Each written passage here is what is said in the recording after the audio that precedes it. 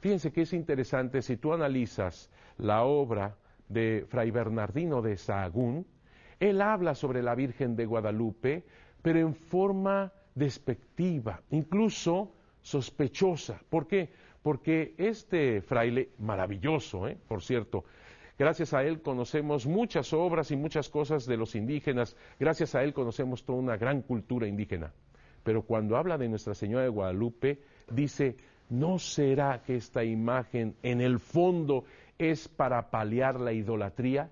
Debe de ser de origen satánico. Fíjense qué interesante que un español diga algo así sobre la Virgen de Guadalupe del Tepeyac, porque si la hubieran traído de Extremadura a España, los españoles serían los primeros, máxime los franciscanos, serían los primeros de motivar aún más la devoción a Nuestra Señora de Guadalupe, la trajeron de España. ¿Cómo es posible que un español diga que posiblemente tenga un origen satánico? ¿Por qué se manifestó tan fuertemente este fraile? Porque es lógico. Los primeros frailes, cuando ven la gran conversión de indígenas, que logra la aparición, que logra la imagen, ellos no saben qué está sucediendo. Es algo realmente inusitado. Tenemos otro documento, lo vamos a ver incluso en imagen, para que ustedes vean este importante documento de un fraile Jerónimo, precisamente del monasterio de Extremadura, España, de este monasterio que les digo que tiene el mismo nombre, Santa María de Guadalupe. Es un Jerónimo, Diego de Santa María. Este fraile, Diego de Santa María, es uno de los que envía el monasterio para ver qué es eso de Guadalupe del Tepeyac.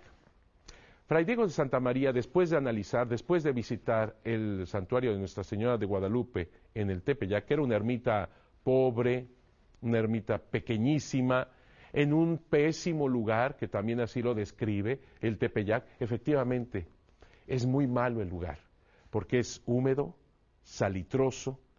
Esto también va a ayudar a reconocer en Santa María de Guadalupe algo extraordinario.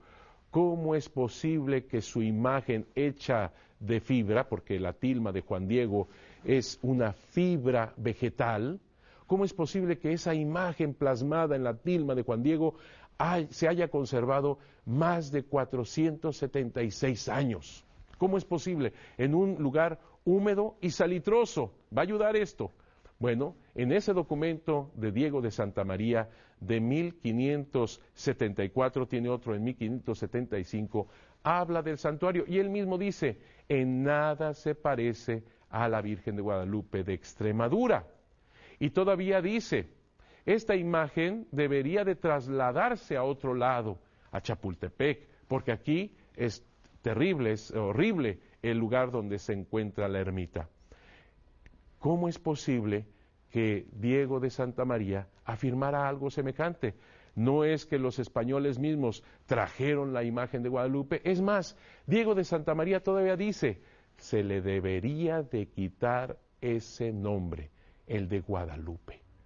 Esto nos aclara de que no viene esta imagen de Extremadura, España.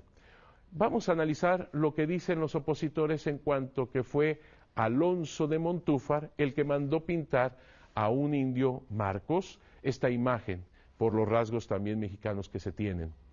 En la documentación que nosotros tenemos hay una serie de documentos sumamente importantes que se llama Información de 1556. Esta información nos habla de cómo hubo un gran problema entre Montúfar y los franciscanos. Hay que recordar que los franciscanos llegan en México, primero 3, en 1523, poco después de la conquista, cuando se termina la conquista en 1521. De estos 3 solamente sobrevivió uno, Fray Pedro de Gante. En 1524 llegan los otros 12 franciscanos que se unen a Pedro de Gante. Son muy pocos franciscanos, pero dominan la escena de la primera etapa de la evangelización. Cuando llega Montúfar, que es en 1554, ellos prácticamente tienen, digamos así, controlado toda la cuestión eclesiástica en aquel momento en este nuevo mundo. en la parte central sobre todo. Cuando llega Montúfar, no es muy bien recibido. Hay muchas situaciones en ese punto, ya que Montúfar es dominico, trabajó en la Inquisición, ya se imaginarán ustedes, era muy organizado, muy recto.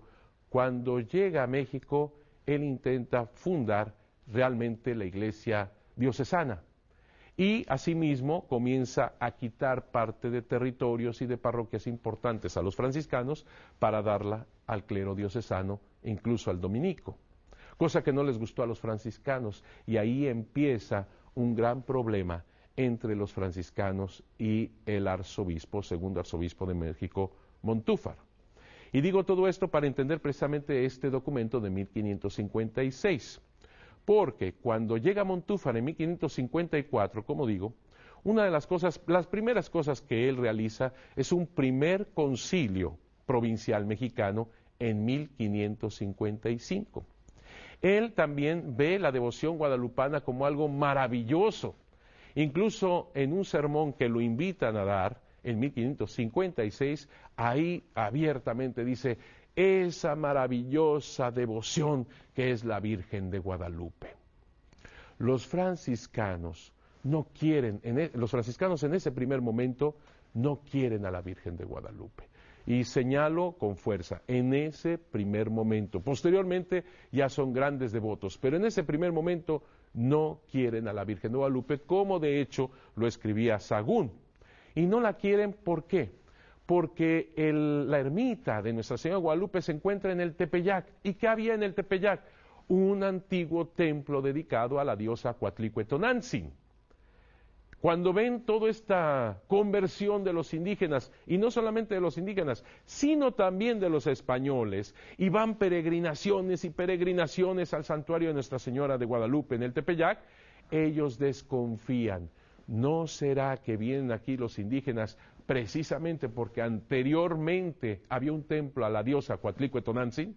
¿No será que la imagen de Nuestra Señora de Guadalupe más bien está de alguna manera velando una idolatría? Y esta era la preocupación pastoral de parte de los franciscanos. Por eso no querían a la Virgen de Guadalupe. No la querían en ese sentido, donde estaba colocada. En cambio, Montúfar más bien motivaba la devoción más y más, porque él mismo se daba cuenta de los grandes beneficios que traía esta gran devoción. Así pues, fue este gran problema porque Montúfar lo declara abiertamente en su homilía. 2 días después de esa homilía, estamos hablando el 8 de septiembre de 1556, uno de los más importantes franciscanos, en ese entonces el que dirigía a todos los franciscanos, Fray Francisco de Bustamante, habla en su homilía, pero ahora en contra de lo que había dicho el arzobispo, de una manera tan fuerte, cuando dice incluso, sin nombrar realmente al arzobispo, pero dice, a ese lo deberían de azotar. Así de tremendo estuvo Francisco de Bustamante. Así que el problema estaba fuerte, y Francisco de Bustamante en su homilía en contra del arzobispo dice, esa imagen que mandó pintar el arzobispo al indio Marcos. Ahí surge la cuestión del indio Marcos. Lo dijo en esa furia, lo dijo sin fundamento Francisco de Bustamante en contra de Montúfar. Pues bien, no se iba a quedar ahí las cosas nada más. Montúfar empieza a recabar documentación, testimonios y demás. Por eso tenemos este gran documento de 1556. ¿Para qué? Para hacerle todo un proceso en contra de Francisco de Bustamante ante todas estas acusaciones que sin fundamento, vuelvo a repetir, lanzaba en contra del arzobispo.